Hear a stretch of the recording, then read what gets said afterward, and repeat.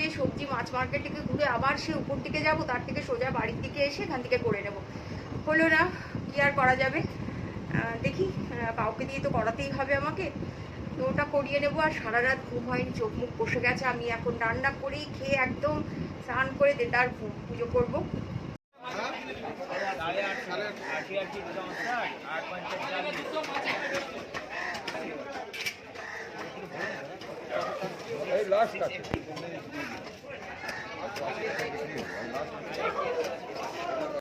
ওটাই তো দেখছি, অরিজিনাল পার্সের দাম বেশি হবে। হ্যাঁ অরিজিনাল পার্সের দাম হবে, ওই পার্সে 400 টাকাও পাবেন বাজারে। 400 করেই তো বিক্রি করছে সবাই। ওই পার্সে হবে না। আমি জানি এগুলো কি পার্সে, আমি জানি না এগুলো টেস্ট। হচ্ছে গোল পার্সে, এটা হচ্ছে লম্বা পার্সে, এটা চীনা পার্সে, 3 রকম পার্সে আছে।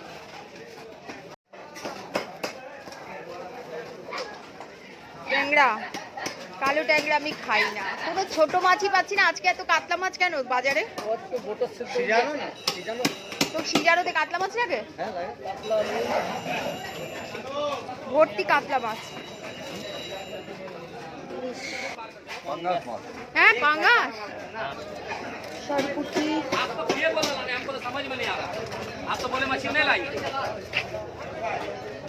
বেলে ট্যাংরা কত করে? ট্যাংরা ট্যাংরা 500 টাকা। পাবদার থেকে ট্যাংরার দাম বেশি। এটা ভোলা মাছ না? উরজালি, আমি তো ভোলা মাছ ভাবলাম, একই রকম দেখতে। আরে ভোলা মাছ আমার খুব নেবার ইচ্ছে গো, অনেকদিন ভোলা মাছ খাই না।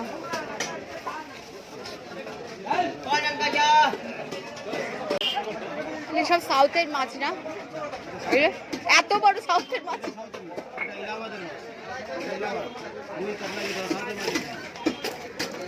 সাদা ট্যাংরা এখন আসে না, আসে না। এটা কি, এটা কত করে? দাম ঠিক করে বলুন, দাম ঠিক করে বলুন। হাই ফ্রেন্ডস, মার্কেট গেছিলাম হচ্ছে আমার যেগুলো টেস্ট হয়েছে সেগুলোর ফটোকপি বার করার জন্য। তো সেটা তো করিনি, ভাবলাম আমাদের সামনে মার্কেট থেকে করে আনবো।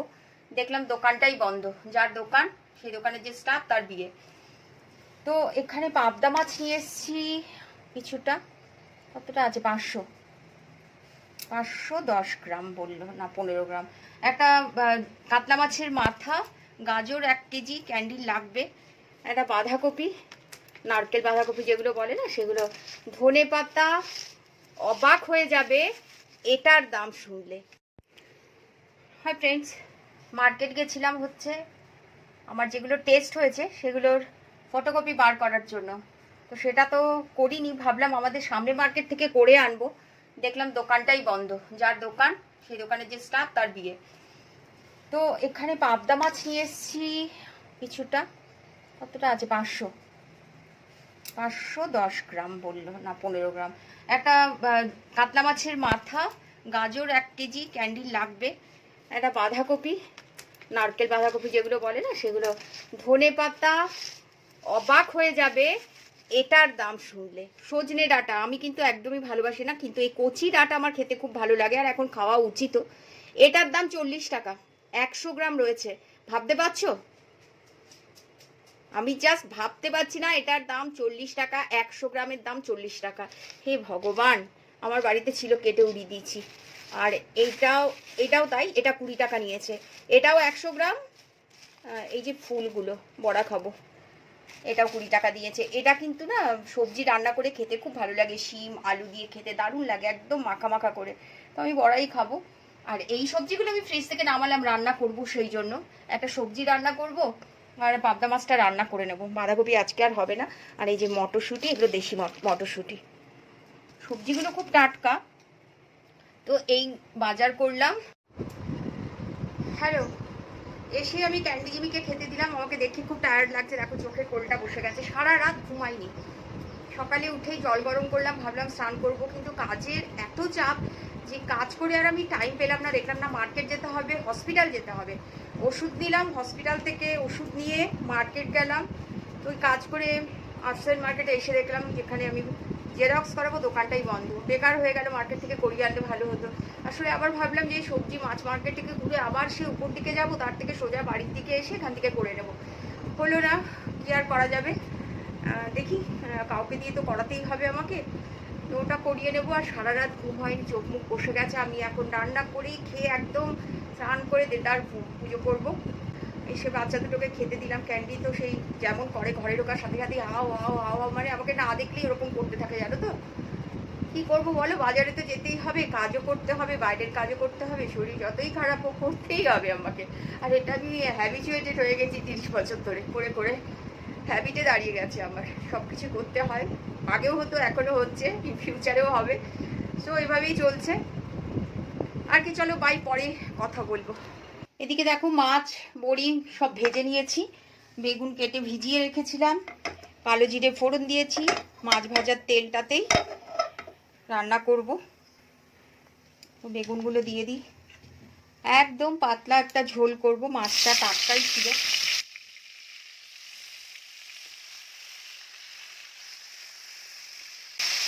নুন হলুদ দিয়ে দিই একটু, নুনটা একটু পরে দেবো, হলুদটা দিয়ে দিই না তো, না একদম সেই গোলে ভরতে হবে পুরো। দেখো, হলুদ হলুদ দিয়ে দিয়েছি, একটু ভাজা হোক, আমি ততক্ষণে মোবাইলে কাজ করে নিই। স্নানের জল আমার গেল, কখন সকালবেলায় গরম করেছিলাম, ভেবেছিলাম স্নান করবো, তখন আর হলোই না। রান্নাটা করে স্নানে চলে যাবো, সবজিটা বেলা আর করবো না, কেটে রেখে দেবো, বেলা করবো। দেখো, কিচ্ছু মশলা দেইনি, কাঁচা লঙ্কাগুলো ফাটিয়ে দিয়ে দিলাম, হলুদ নুন আর একটুখানি কাশ্মীরি মির্চ, ব্যাস হয়ে গেল। এটা দিয়েই মানে এত টেস্টি হয় এরকমভাবেই রান্না করলে, একদম পাতলা ঝোল পাবদা মাছের। আর সর্ষে দিয়ে আমি একটু কমই খাই, আমি এরকমভাবেই বেশি খাই, সর্ষে দিয়ে অত রিচ হয়ে যায় তো, আর করিও না। আর আজকে আমার শরীরটাও ঠিক লাগছে না, হচ্ছে স্নান করে কতক্ষণে শোবো আমি, ভালো লাগছে না, তাড়াতাড়ি করে নিই। আর আমি ম্যাক্সিমাম সত্যি করেই আমি এভাবেই রান্না করি। আমার বাপের বাড়িতে এভাবে খুব করতো, মায়ের কাছ থেকে এইভাবে বেগুন দিয়ে পাবদা মাছের ঝোল রান্না করা শিখেছিলাম, আমি সেভাবেই করি, আর দুর্দান্ত একটা টেস্ট হয়। তো চলো এবার জল দেবো নাড়িয়ে। বড়িতে তো ঝোলটা টেনেই নেয়, একটু জল বেশি দিতে হবে, বেগুন তো সিদ্ধ করার নেই, ভাজতে ভাজতেই সিদ্ধ হয়ে যায় বেগুন। হোক, এটা ঢেকে দিই একটু। এই দেখো, হয়ে গেছে মাছের ঝোল। এবার ধনে পাতাটা একটু ছড়িয়ে দিই, আর গোটা কাঁচা লঙ্কা দেবো, 6টা 7টা দিয়েছি কাঁচা লঙ্কা আমি ভেঙে। আমি লঙ্কা কিন্তু খুব বেশি খাই, ঝাল খাই খুব, শুকনো লঙ্কার গুঁড়ো খাই না, কাশ্মীরি মির্চ খাই, আর এমনি কাঁচা লঙ্কা আমি কিন্তু প্রচণ্ড খাই। আর এর উপর দিয়ে না একটু কাঁচা সর্ষের তেল ছড়িয়ে দেবো, মানে ওটা একটা অসাধারণ খেতে লাগবে। যারা এরমভাবে এখনও খেয়ে দেখোনি পাবদা মাছের ঝোল, একবার এরমভাবে খেয়ে দেখো। সর্ষে বাটা দিয়ে খাও তো সবসময়, তো একবার এভাবে পাতলা একটা ঝোল খেয়ে দেখো, দুর্দান্ত খেতে লাগে। এবার কাঁচা লঙ্কাটা কাঁচা সর্ষের তেল দিয়ে ঢেকে রেখে দেবো, ব্যাস হয়ে যাবে। এই দেখো, দিয়ে দিলাম। খুন্তিটা কোথায় রাখলাম আবার, আমি কাঁচা সর্ষের তেল ছড়িয়ে দিয়েছি, মানে উপরে তেলটা থাকে তো, আর এই ভাতটা গরম ভাতের সাথে মেখে যা খেতে লাগে না, দুর্দান্ত একটা টেস্ট হয়। এই বড়িতেই সব ঝোল টেনে নেয় গো, আর কত জল দেবো বলো।